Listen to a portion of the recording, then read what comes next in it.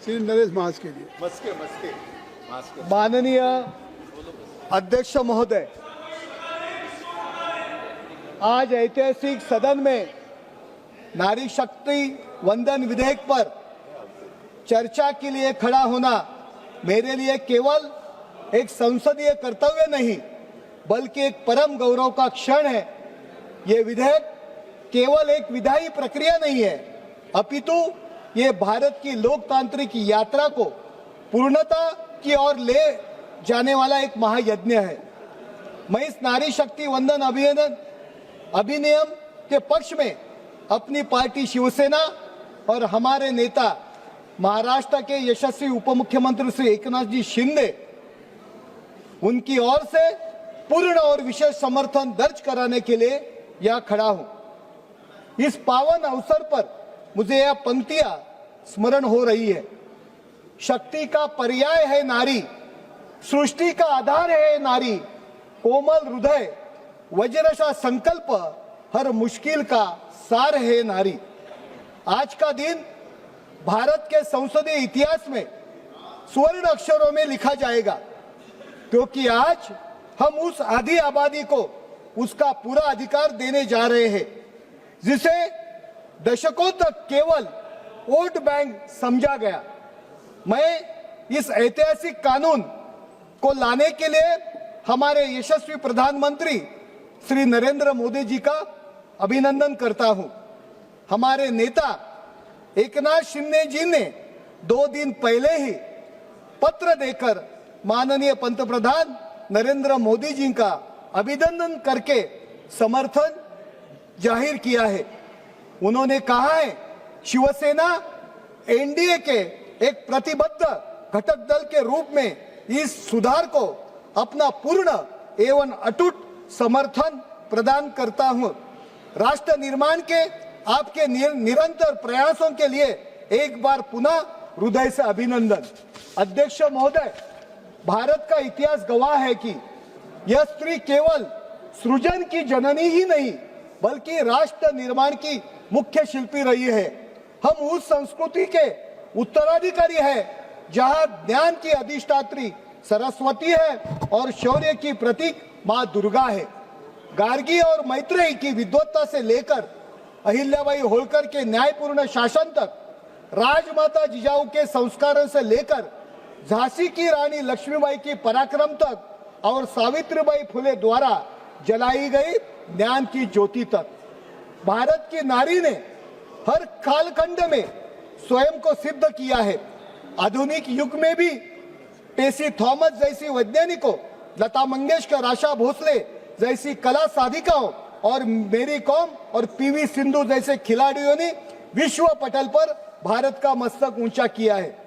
अध्यक्ष महोदय, जब इस सदन और विधानसभाओं में 33% आरक्षण का विधान होगा तब केवल संख्या नहीं बदलेगा बल्कि देश की नीति और नियति में भी एक मानवीय दृष्टिकोण जुड़ जाएगा। हम देखते हैं कि गांव की एक साधारण सी ग्राम सेविका या सरपंच जो विकास की बागडोर संभालती है तो पूरे गांव का स्वरूप बदल जाता है। आज देश के सर्वोच्च पद पर महामहिम राष्ट्रपति श्री द्रौपदी मुर्मू जी की उपस्थिति इस बात का जीवंत प्रमाण है कि यदि अवसर मिले तो भारत की बेटियां शून्य से शिखर तक का सफर तय कर सकती है। इसी सामर्थ्य को ये समर्पित ये पंक्तियां, कभी बनी हो ममता की मूरत आंचल में खुशियां भरती है, कभी बनी हो रणचंडी अन्याय से कभी न डरती है। इसी महान गौरवशाली परंपरा को आगे बढ़ाते हुए आज हमारे नेता आदरणीय एकनाथ शिंदे जी ने महिलाओं को सही मायनों में सशक्त और समृद्ध बनाने के लिए दिन रात एक तक कर दिया। हमारी सरकार केवल खोखले वादे नहीं करती बल्कि धरातल पर काम करती है। मुख्यमंत्री माझी लाडकी बहन योजना के माध्यम से हमारी सरकार ने 1.5 करोड़ से अधिक माताओं और बहनों को सीधे आर्थिक सहायता प्रदान की है। इसका परिणाम क्या हुआ ये पूरा देश ने देखा। जब जनता ने देखा कि उनका लड़का बहू उनके लिए पूरे ईमानदारी से काम कर रहा था तो हमारी माता बहनों ने हमें आशीर्वाद और स्नेह के रूप में रिकॉर्ड वोट देकर 2/3 बहुमत से सत्ता में बिठा दिया। और इन लोगों पे जो अभी टीका कर रहे थे, टीका टिप्पणी कर रहे थे हम पे, मुख्यमंत्री लाड़की बहन योजना पे, माननीय अरविंद सावंत, इनको उनका पूरा पार्टी नीचे गिरा डाला। मुझे अरविंद सावंत जी को कहना है, अगर आप में हिम्मत है तो मुख्यमंत्री लाड़की बहन योजना को आप ड्रामा कहते हैं तो विरोध है, ये योजना बंद करना चाहिए, ऐसा ऐलान या सभागृह में करे। माननीय पंतप्रधान नरेंद्र मोदी जी के नेतृत्व में केंद्र सरकार ने महिला सक्षमीकरण को केवल एक नारा नहीं बल्कि एक ध्येय बनाए हैं। जननी सुरक्षा और प्रधानमंत्री मातृ वंदन योजना से मातृ मृत्यु दर में भी भारी कमी आ रही है। वन स्टॉप सेंटर 181 हेल्पलाइन से उन्हें सुरक्षा का कवच मिला है। तो किरण जैसी योजनाएं ने महिला वैज्ञानिकों को अनुसंधान में नई उड़ान मिली है। चूल्हे की उस आग से लेकर सरहद की हुंकार तक, कलम की कोमल स्याही से विज्ञान के चमत्कार तक, हर क्षेत्र में परचम उसका स्वाभिमान से लहराता है। जिस राह पर बढ़ जाए वो इतिहास नया बन जाता है। इस विधेयक को लागू होने से बदलाव तो आएंगे, वो अभूतपूर्व होंगे।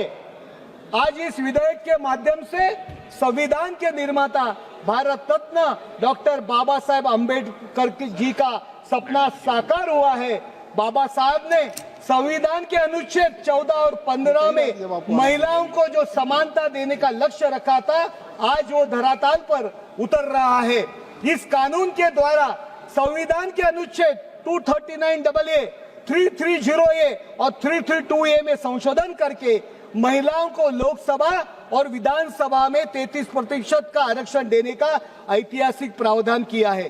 कांग्रेस ने ये देश की सबसे पाखंडी और महिला विरोधी पार्टी है।